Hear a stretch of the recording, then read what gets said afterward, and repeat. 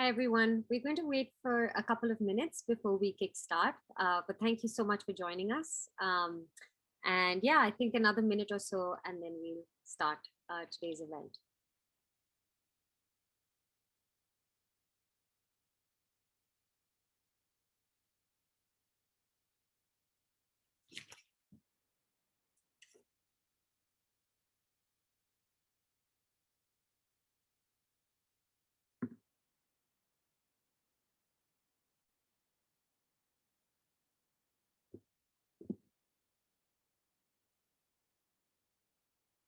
I see that somebody has already raised their hand, which just shows the excitement for today's session. So we will come to your questions in a little while, but very soon I'm just going to kind of lay out what is the program for today's webinar. So if you can just bear with us, thank you.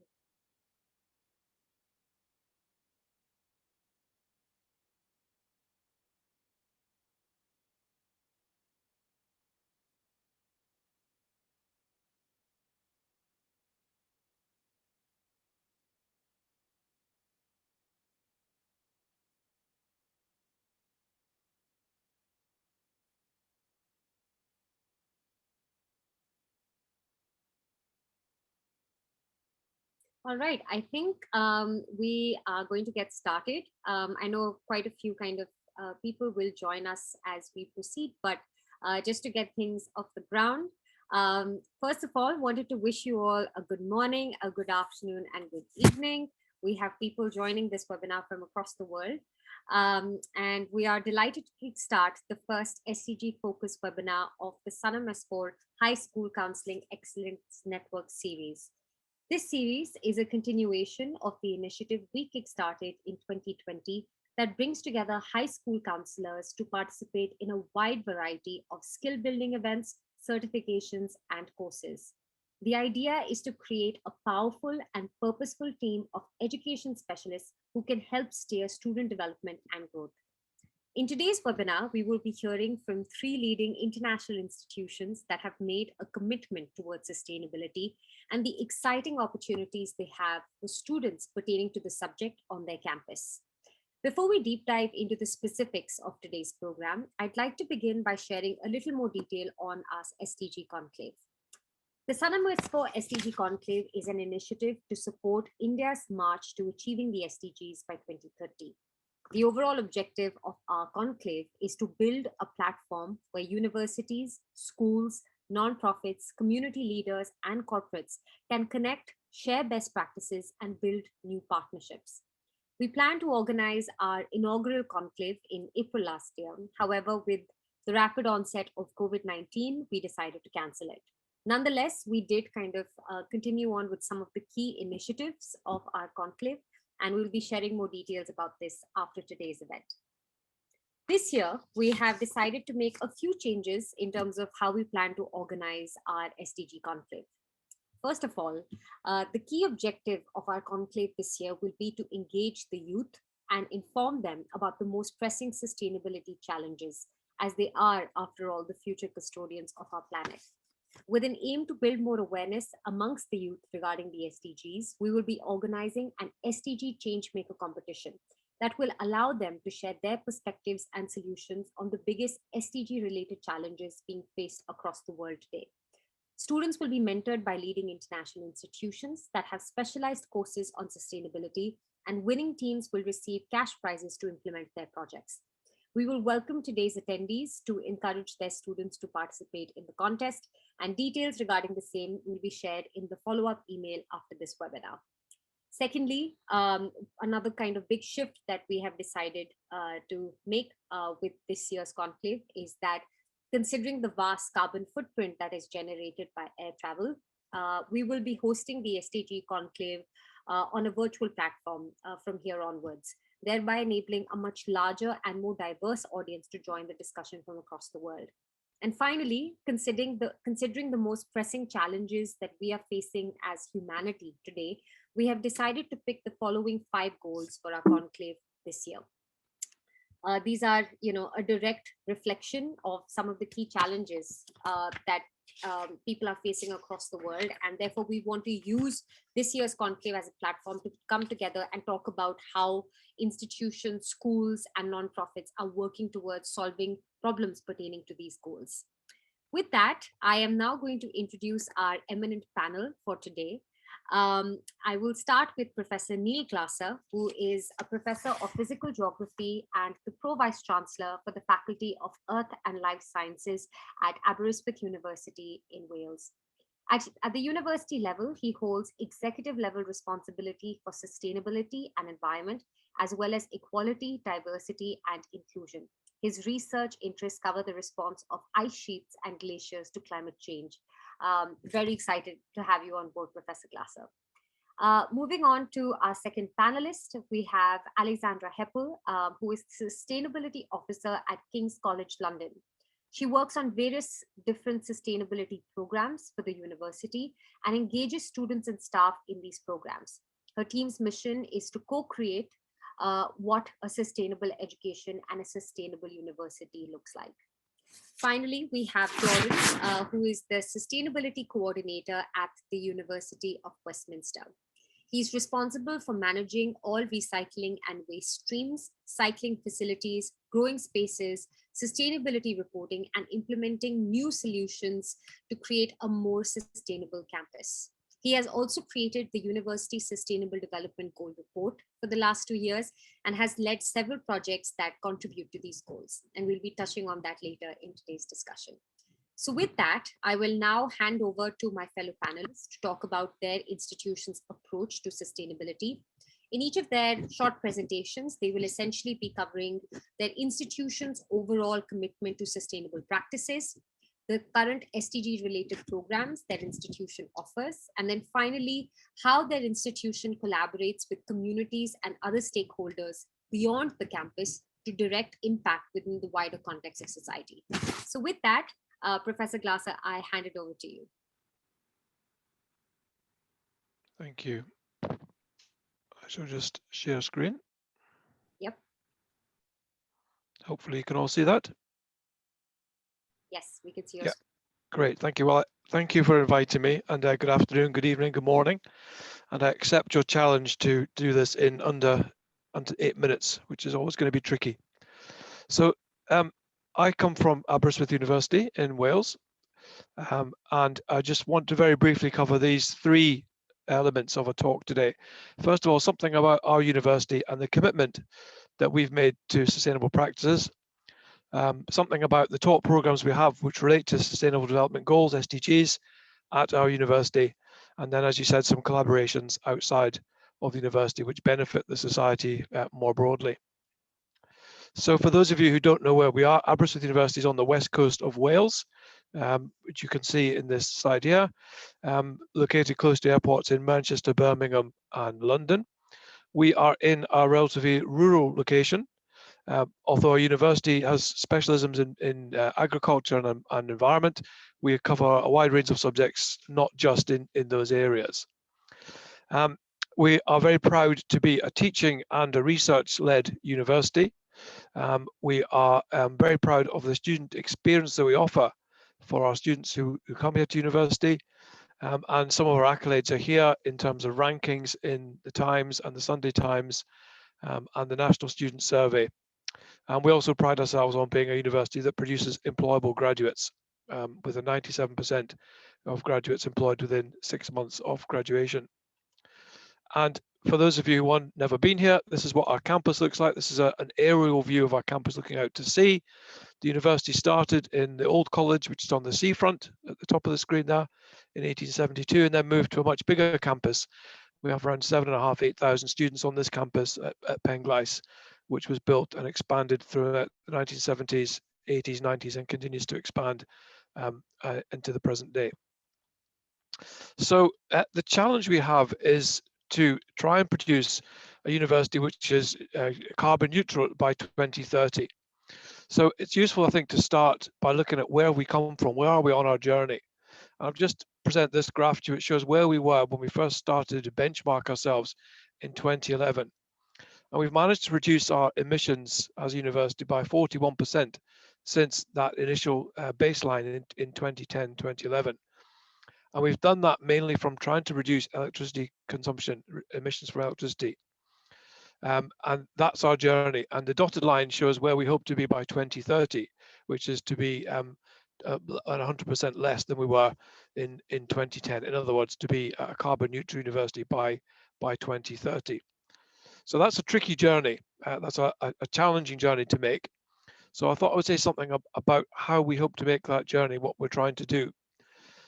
So the first thing is we are trying to reduce usage to make our university more sustainable. And one way of doing that is to make your campus more energy efficient. So we have been carrying out a series of measures across the whole university estate to try and reduce energy consumption, and spending money on doing that to try and save emissions via those savings. And so far we're managing to do that about 8% year on year. The second thing that we're doing is investing in reusable energy sources, in renewable energy. And I want to show you this, which is a project that I personally am very proud of, where we are currently working up for planning permission to produce a solar farm right adjacent to our campus. The issue we have in Aberystwyth is the grid can't take a large amount of energy from a source. So it'll be a direct sleeved pipeline of renewable energy direct into our campus. The plans are quite far advanced. We will in the next few weeks submit to the planning authority for an application to produce a solar PV array at Farm Pengleis, which is a part of our campus right on the main university. A cost of about £2.5 million and a payback of less than 8 years to build a solar array, and that will feed about 25% of the electricity demand on our campus.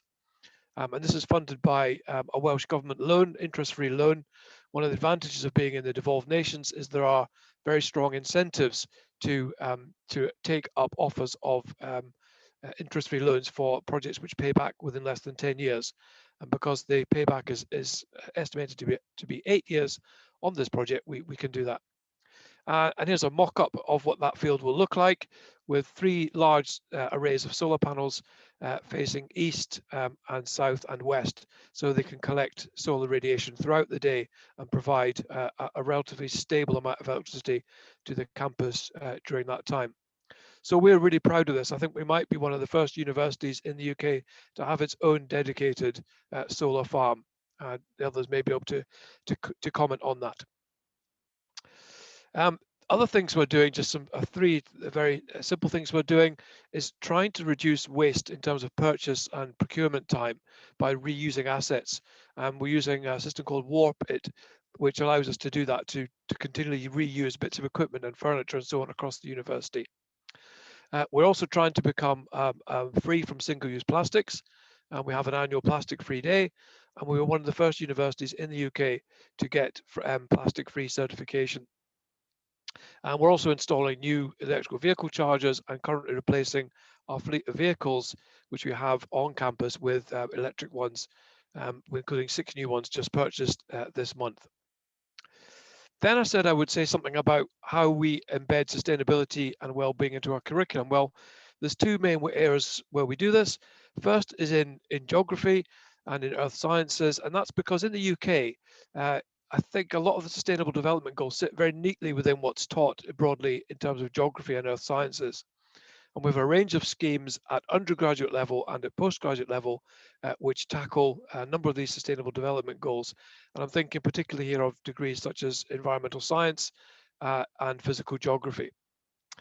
We also have launched for the first time a series of schemes which actually have climate change in the title. Now, these aren't schemes which are actually about the science of climate change. They're more geared towards people who want to develop their skills in enabling communication with non-specialists around climate change. And at the moment, we have 5 of those schemes running. They're only in their 2nd year of taking in students. One is called Biology and Climate Change. One is about international relations and climate change. One is about writing about climate change through English studies. One is about economics and climate change, and one is about business and climate change. And these are 3-year undergraduate degrees, which are being offered now, as I said, for only the 2nd year. And the intake has been really good on those schemes. And then I said I would say something about how we work with others.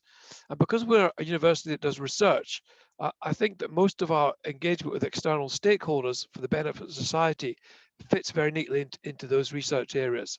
And I've just put up 4 of the areas that we're working on now as a university regarding how we can make our agriculture in the UK and abroad more sustainable and how we can develop healthy foodstuffs. We're also interested in how we integrate animal and human health.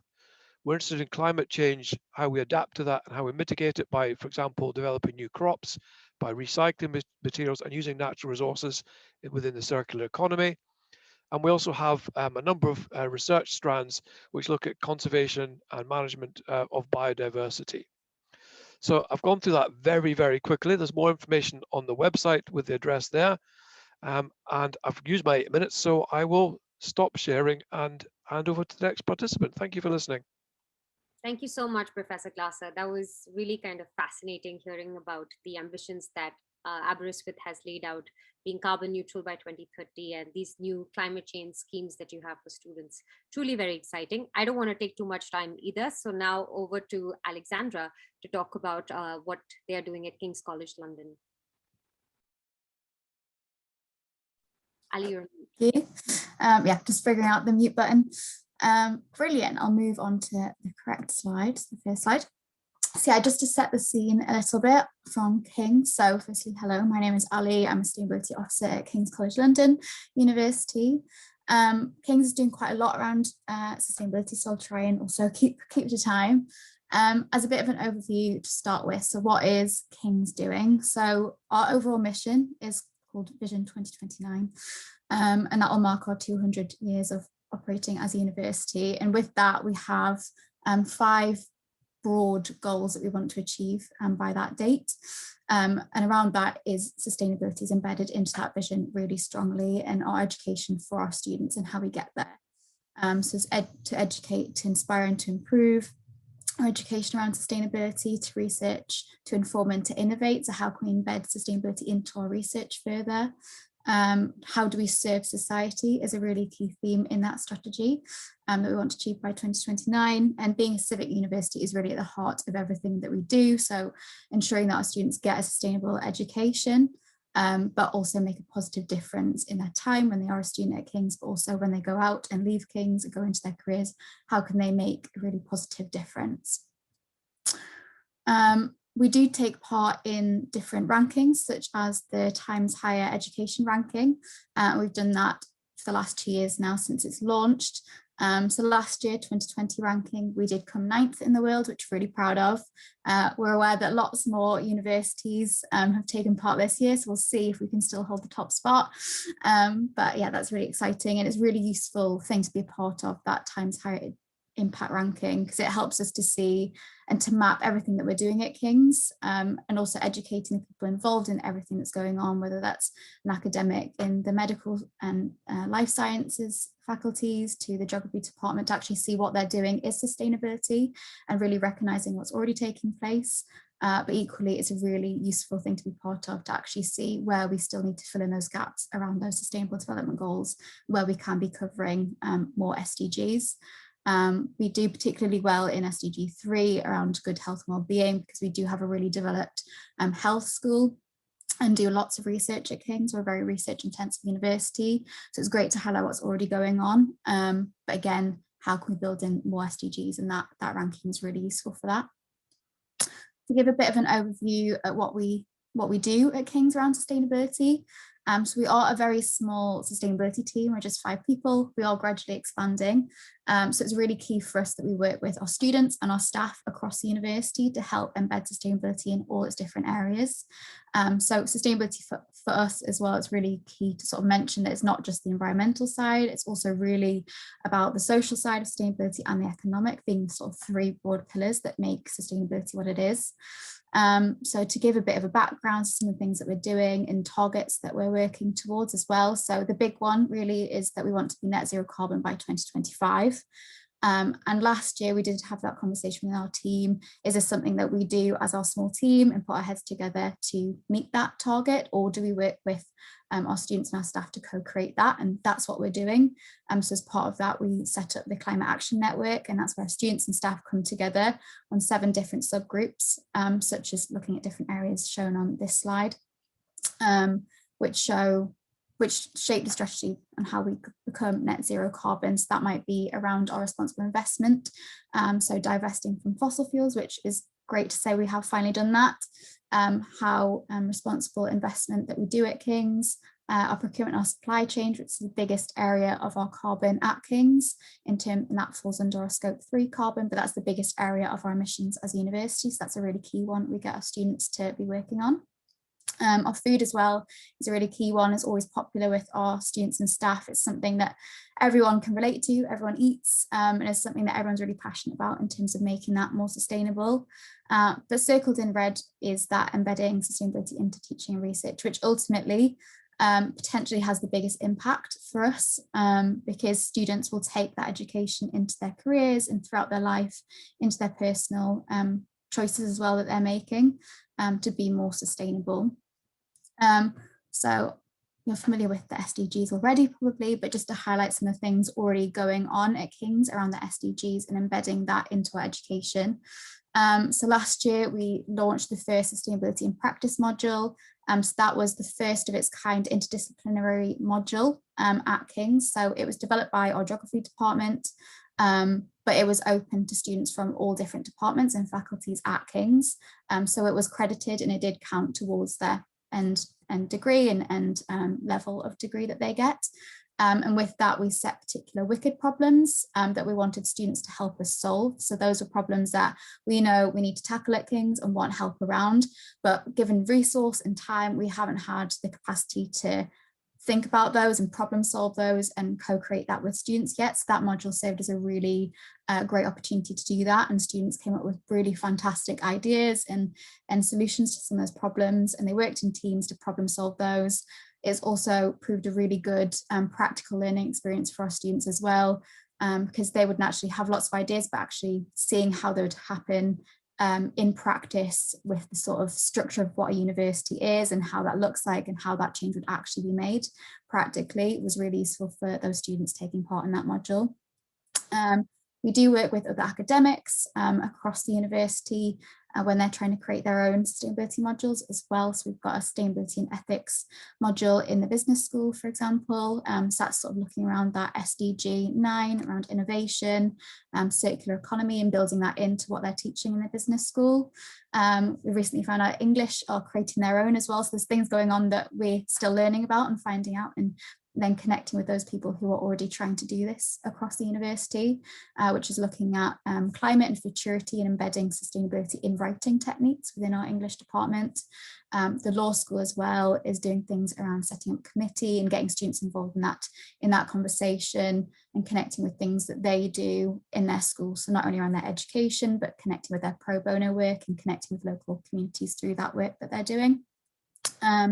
We do have a really large network of staff sustainability champions at our university as well. So we've got over 500 staff involved in that programme who work to embed sustainability in their areas, be it office, a lab space or halls of residence. So we work with all of those staff champions on what that progress looks like. And within that, a lot of that comes into our teaching and how can they embed sustainability further into their education. We do look to other existing examples from universities as well. So connecting with other universities or institutions on sharing best practice. So within the Climate Action Network, we've got a students in education subgroup within that. And there's an amazing group of students and staff within that helping to shape what that looks like. And within that, we've got 3 broad asks of where we want to get to still at King's in terms of embedding sustainability in our education. So that's embedding climate education and sustainability into all our programs at King's, into every faculty department. So that's whether you're a medical student, a midwife, a geography student, a law student, whatever you're studying, you should be studying sustainability because it is everything and it needs to be taught to all our students. So that's one big ask that we're working with our senior leaders at the university currently to get that supported and to get the ball rolling on that. In the meantime, we're working on creating an online module for our students. So whether that be credited or mandatory, we're still having those conversations, but that's something we'll be doing in the meantime. So that is still available for all our students until we get it formally embedded in their education. And then as well as that, so the extracurricular side of education and that more informal side of education is still really valuable and should be recognised and talked about when we're talking about sustainable education as well. So it's not only the formal side and the courses you're taking, exams or essays you're doing as part of that, but what you're doing outside of your existing courses as well. So just to bring up this slide, so this just highlights some of the work that we're doing as a team and lots of our amazing students are working on as well.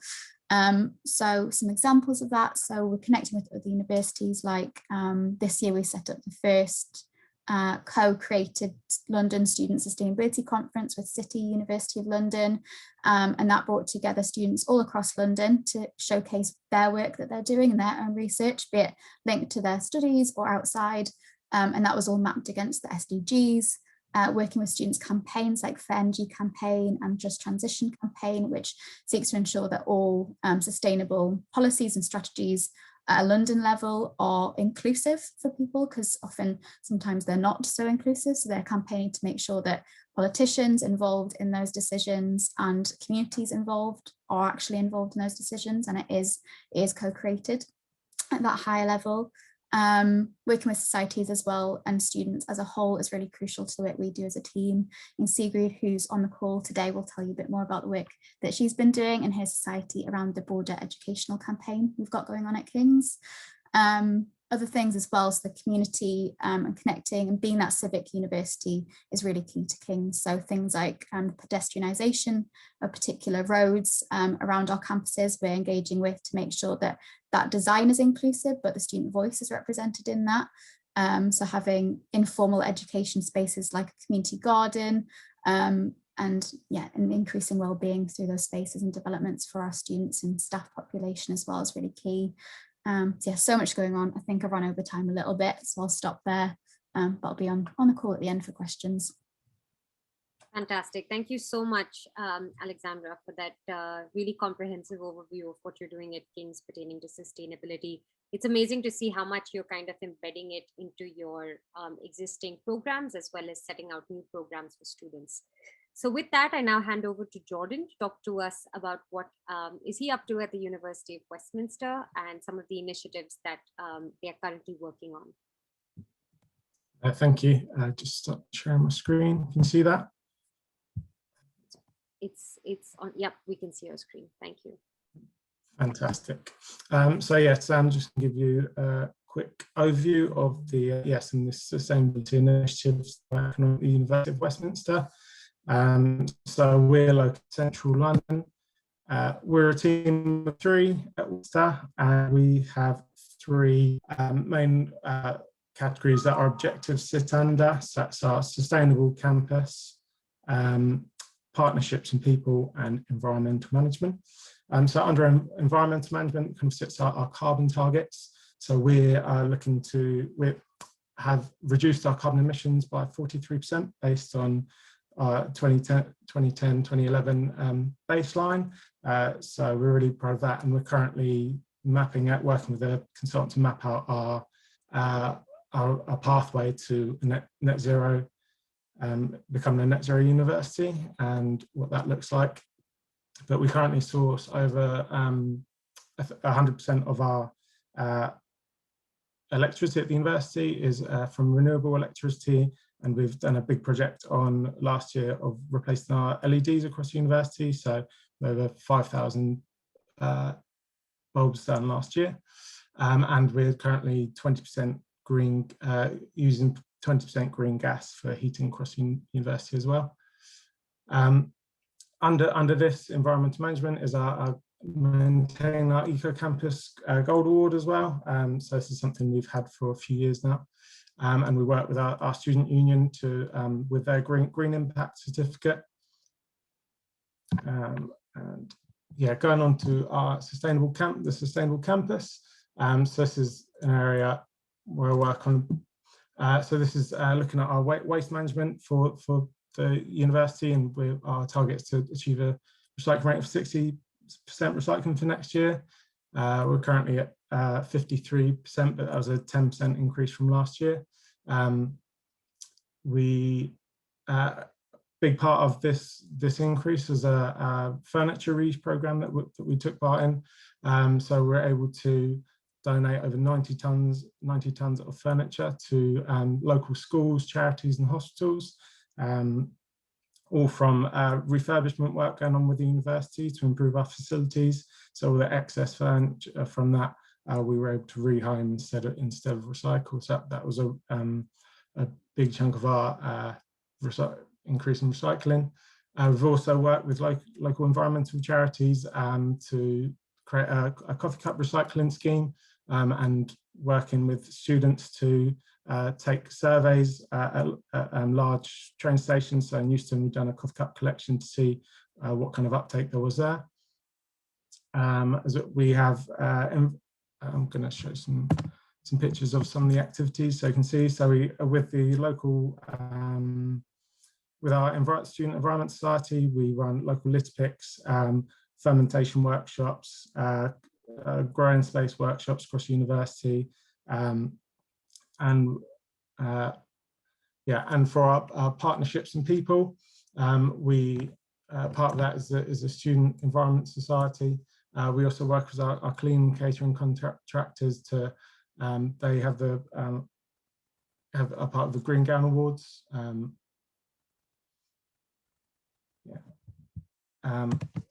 So in reference to the Sustainable Development Goals, we have prioritised these 6 out of them. So we've done a staff and student survey last year to see what the staff and students were prioritised out of these 17 goals. So we've done an awareness campaign over the arrivals fair for the first month. And then we created a SDG steering group with representatives across the university to review the survey results and identify the goals and where we could have the most impact as a university. So goals 3, 8, 10, 11, 12 and 13 being them. Yeah, thank you. Fantastic. Thank you so much for that overview, Jordan. Very, very helpful. We're now going to move on to the second part of our discussion today, wherein I will essentially pose some questions to our panelists to get a little bit more understanding on how do they really organize all of these initiatives on campus, and how do they prioritize, what is it that they focus on, just considering there are 17 sustainable development goals, there are competing priorities at institutions, and the interest from students can also be quite varied. So with that, I will throw open my first question, which is essentially centered around the interest level from students for sustainability related programs. I would be really keen to understand, do you see the overall level rising? And just to reference back to a comment that Alexandra made in her presentation, that beyond just a full 3 to 4 year degree program that is focused on sustainability, you are now also requesting students that are majoring in other fields to also take certain SDG related modules. What is the reaction from students on that as well? Is that something that they are open to? Or is that something that you are currently experiencing some kind of pushback on? So with that, I'll just throw that open to the panel. Should I go first? Yeah, in terms of King's, that interdisciplinary module, so that was sort of in its pilot first stages last academic term, but it was a proper module with, I think, maybe about 40 odd students involved in that.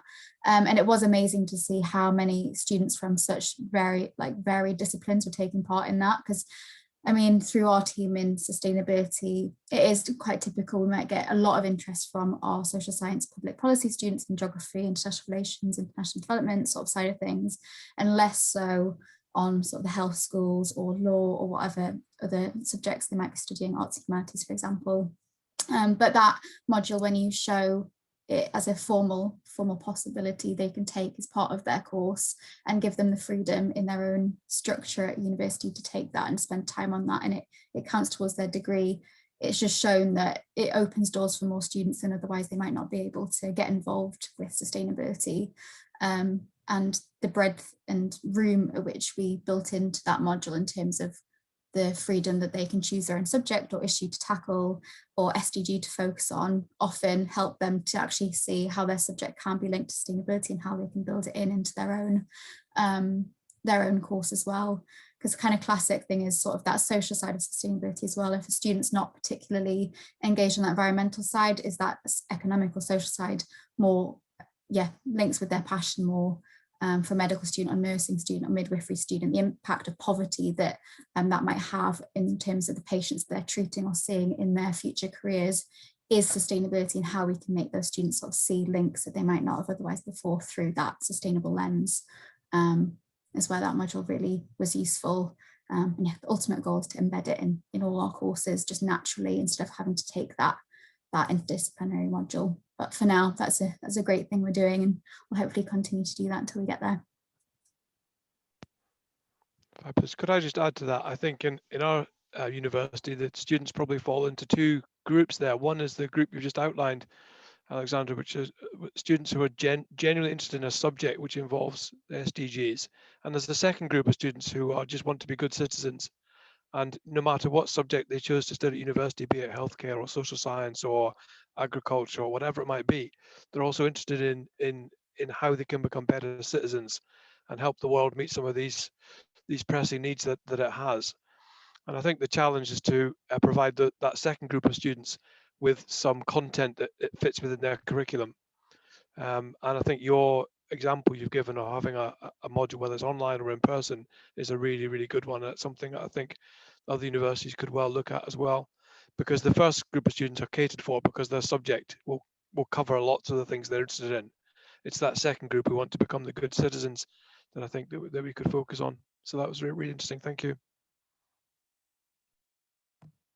Yeah, just to add that, I think from us, we get our kind of biggest outreach from students who aren't currently doing something towards it. So like I said, it's not involved in their course. So the good citizen kind of approach from students is definitely where we see the most engagement and most kind of questions being asked from students, and how they can get involved, and where do they put those kind of that energy into supporting the university and become more sustainable. Mm-hmm. Great. So thank you for those responses. And it's really interesting to hear that the interest level is actually higher from those that have not picked sustainability as their core kind of area of study. Moving from students to the institution as a whole, with the release of the Sustainable Development Goals and the different focus areas that it has, a lot of institutions now are kind of picking one or two goals and really focusing on those and building out their own kind of strengths in those areas. So I'm really keen to hear from the panel how your institution kind of approached this particular problem, which is, there are 17 goals, and you wanted kind of touch on everything, but you definitely want to do one or two things really well. What were those choices for you, and why did you decide to go with them? Should I answer this one first, and then Sure. Jordan, you can follow perhaps, or Alexandra? So in our case, it was really interesting because we quickly realized that there's two things. So there's what universities do and there's what universities teach. And what I mean by that is that when all three of us were asked to give a presentation, very brief presentation now, we all concentrated on kind of what our universities are doing, the initiatives we're undertaking, the good things we're doing for people on the planet. But we didn't so much talk, apart from maybe Alex's discussion there, we didn't so much about what we're delivering in terms of teaching. So we've moved quite quickly from the first to the second of those two things, which is to try and think about how we embed it in the curriculum, how we embed sustainability and SDGs into the curriculum. And how we chose to do that really for us was through our research, the research which is delivered at the university. So for example, we don't have a strong engineering department. We don't deliver engineering as a subject here. So we wouldn't think about that as part of our curriculum, but we would think about things like in agriculture or in business or in law or in ecosystems or whatever it might be. So I think our starting point as a university was to major on the areas where we had research strengths, which would feed directly into the curriculum.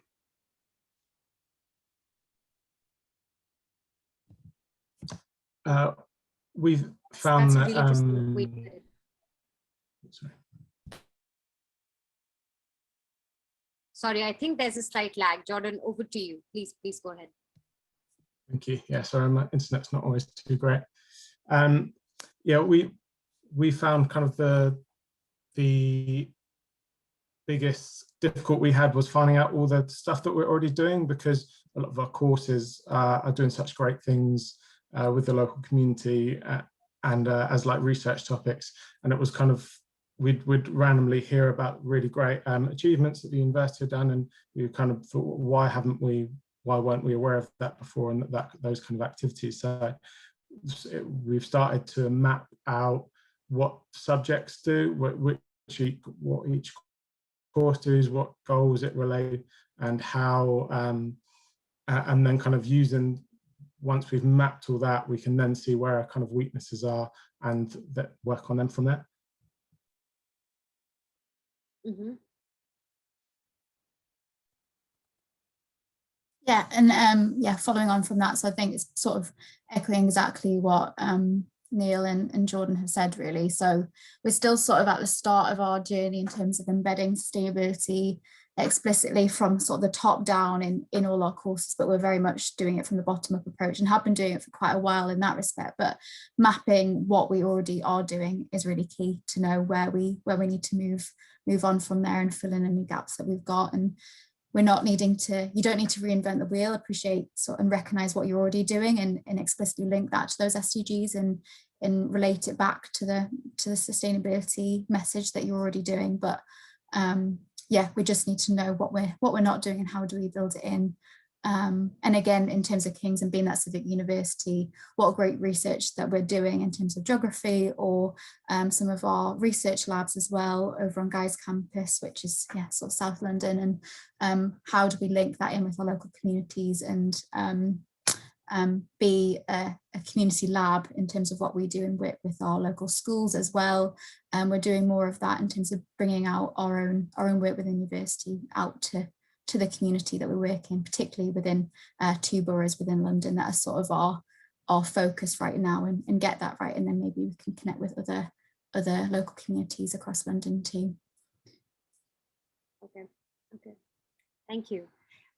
So coming from the SDG priorities at the institution, something that we have kind of pick up a lot of popularity, I would say, in the last 2 years is the release of the THE impact rankings. That, of course, other rankings that have also existed touching on climate action, but this one really kind of looks at sustainability and all the 17 goals, and it's really exciting to see how institutions from the global south have been active participants of the THE impact rankings. In fact, in some places, they rank better than some of the institutions in the global north. So I'm very curious to hear, what is your perspective of the rankings, and are they actually something that help you figure out, what is going to be your broader strategy towards sustainability at the campus, or is it sometimes distracting in its nature with, you having to fill out detailed forms and reports that showcase your institution's work pertaining to sustainability? So yeah, would be great to hear your thoughts on that. Professor Glasser, do you want to go first? You were kind of nodding while I was speaking, so really keen to hear what you think of these rankings. I was nodding because I was thinking that in terms of rankings, people often produce the sets of rankings that make the university look the best. So if it's spend per student, or if it's the green gown ones. So yeah, rankings I think are really useful. It helps potential students and staff, I suppose, make decisions about where they would like to work. and about the choice of locations for where they wish to study. I think some rankings have to be taken with a pinch of salt. You need to be careful and look at the mechanics of how those rankings are, how they're derived. But yes, we take part in all those schemes, and the ones you mentioned, also the Green Gown and the People and Planet Award are also in there. So rankings are important, but I would always say treat them with a touch of caution and look at how they're derived. Mm-hmm. Mm-hmm. Absolutely. Jordan, your thoughts? I know you mentioned that you're the one that's actually filling out some of those reports. So what are your thoughts on them? Yeah, I think I agree that you do have to be aware of some kind of methodology of some of the reports, and they do highlight certain things. But I think overall that they are worthwhile, and although they can be time consuming in some respects, it does kind of force you to dig down into the data and to look deep into it, and yeah, like I said before, kind of shows your strengths and weaknesses. And for us, it gives us it's a good focus for kind of so the VC, for example, really loves to hear a good, we're in the top 10% or whatever. So having statistics like that can really support you and get more involvement, and more having a kind of win like that really gets people on board and want to be more involved in it. Yeah, I would just again echo both of those answers. I think yeah, it has really helped taking part in that impact rankings for us as well, getting that senior leadership support, and actually seeing what we're already doing is amazing, and actually, oh, I didn't realize we were doing this through going through those impact rankings, and yeah, having that senior leader recognition and keep having that backing for things we still need to be doing around that. But equally what Professor Neil Glasser was saying is around not only shaping the staff side and people being proud to work for the institution that you're working for, taking part and actually seeing everything we're doing, but in that student side as well. So there's something in the UK, so there's National Union of Students, and they do a skills survey, and it asks students what they feel and think around sustainability and is it important to them. And they do that every year, and universities and colleges take part in that, and it's something around 92% of students are passionate about sustainability and climate crisis, and do look to what institutions and universities are doing around that when they're choosing their own university that they want to attend when they are leaving school. So by taking part in other rankings, like the impact rankings, does help shape that and draw in really passionate students to your own institution to then get involved in the modules or activities that we're doing at King's and other institutions. Fantastic. That's really good to hear. The fact that you have to be balanced about it. On the one hand, they can kind of distract you, and it's more about kind of how you rank as opposed to what you did to get into those rankings. But on the other hand, it really helps you kind of focus and concentrate on your activities for the year. I have a few more questions, but as our panelists know, we have one more panelist that is going to kind of present today, and I'm very excited to introduce her. So now I'm going to essentially hand over the stage to Sigrid Leifsdotter. She is a second-year international relations student and president of the Climate Action Society at King's College London. The society was founded in 2019 and is already one of the leading sustainability societies at King's. Sigrid has worked on many different campaigns, one of which includes an education campaign which seeks to ensure all students at King's are receiving a comprehensive sustainable education. A reason why we kind of wanted to invite Sigrid to come and talk to all of us today is to showcase the very kind of evident action that is being taken by students on campuses pertaining to sustainability, and possibly, provide some ideas to other institutions and attendees on this panel in terms of what is the art of the possible, in terms of organizing different events and initiatives for students at your own institution. So with that, Sigrid, over to you. Hello, thank you so much for that. And it's lovely to meet you all here. I will start sharing my screen quickly here. Oh. All right. So yes, my name is Sikri, as already mentioned, and I am the president of King's College London Climate Action Society, which is a student group founded in 2019. It's a KCLSU student group entirely led by students at King's, with a committee of 12 students and around 50 members, but with an outreach and engagement of hundreds of people and up to around 1,000 people. So our goals are essentially to unite students from every background to bring awareness on climate change and to act against it, to create a multidisciplinary and inclusive approach to climate change in order to encourage debate and innovation in thought, and to provide a platform at King's College London in order to hold the university accountable for climate related actions. So we do this by hosting a series of webinars at the moment. We started in 2019, where I started as a communications officer first, and we had plenty of on-campus events and campaigns. However, a few months after the society was founded, we ended up in a pandemic, which forced us to move everything to virtual platforms. But this has been possible for us to continue with. We have a series of webinars, as you can see on the slides, with a variety of topics, and we have some campaigns as well.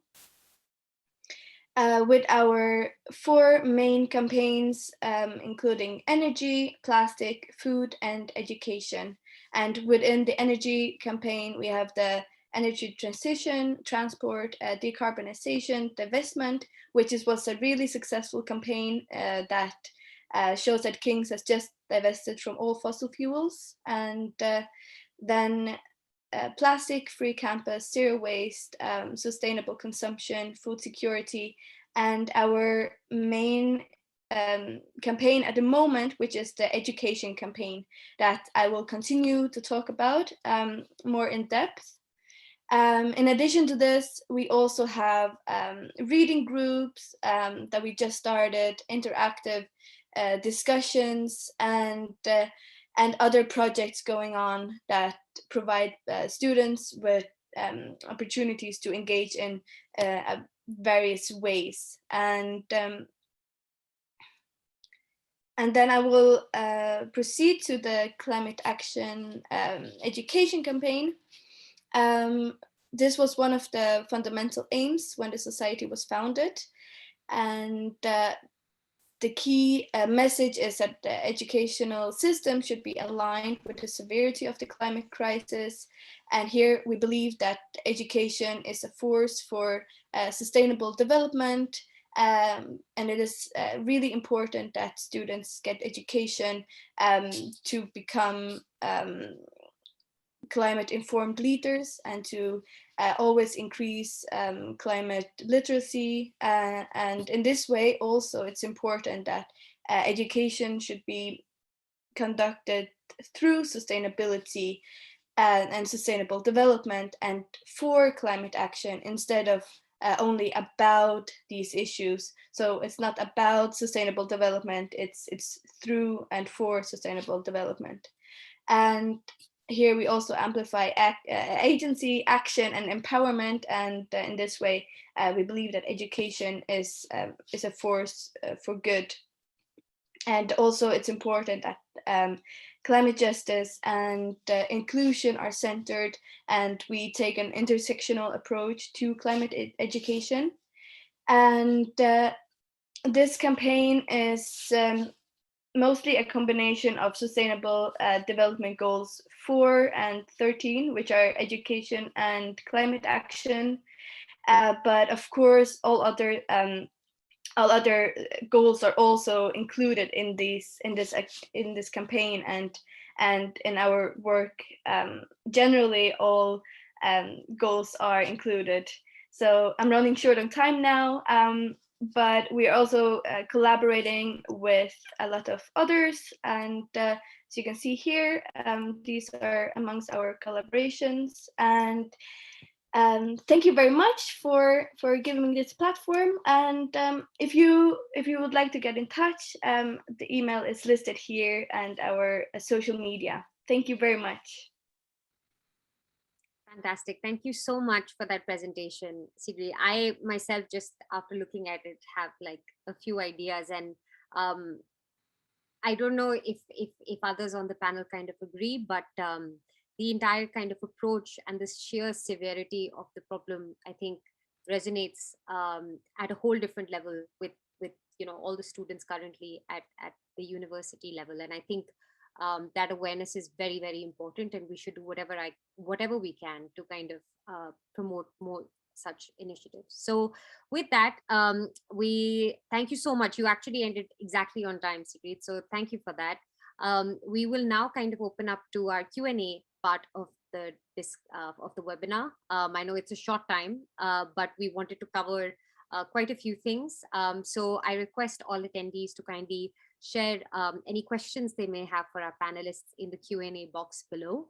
And while you are kind of typing away our answers, I have a few questions, but I really want to make the most of a student voice on the panel, and would love, Sigrid, if you could expand on one of the lines that you had mentioned in your deck.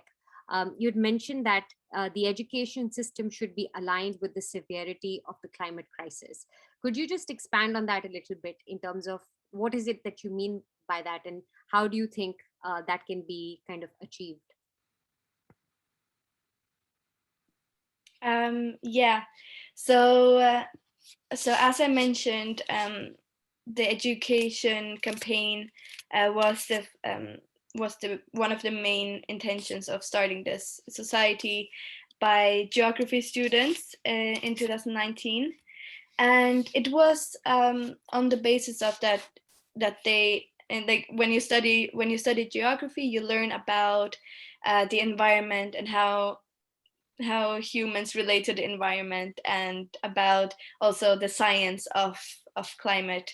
And as they learned this, they were really just astonished by like how they could never have learned this before, and how they had to study this specific course in order to learn about the climate crisis. And also it is evident that a lot of students in our universities don't learn about the climate crisis at university. Most of them learn about it elsewhere. So from the internet and from media, perhaps from social media or from documentaries or books. And we really believe that this is wrong, that the educational system should also teach students about this, about what is going on, and also what are the solutions and how do these relate to the different subjects that we have.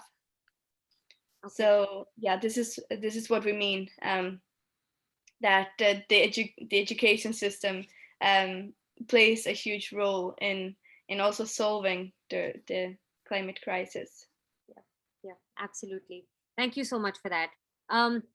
So I see that we have no questions as such in our Q&A box. We have one which specifically is to King's College London, whether you have any postdoctoral research opportunities, but I'm sure I can connect you with them later on, and we have only a minute to go. So I just like to take this time to thank all of our panelists for joining us for today's event. It was a really kind of interesting and differentiated event, I feel, because we really kind of went in and looked at different ways that your institutions have showcased their commitment to sustainability. And we really look forward to kind of collaborating with you all as we gear up towards our SDG Conclave in October. Thank you to all of the attendees for taking up the time and tuning into today's webinar. I just wanted to let you know that this is actually part of a 3-part series And the next one is essentially going to invite Indian schools to talk about what events and activities are they organizing to increase SDG awareness among students. So we have a very exciting kind of round of events coming up, and we hope you can participate. And yeah, thank you everybody once again.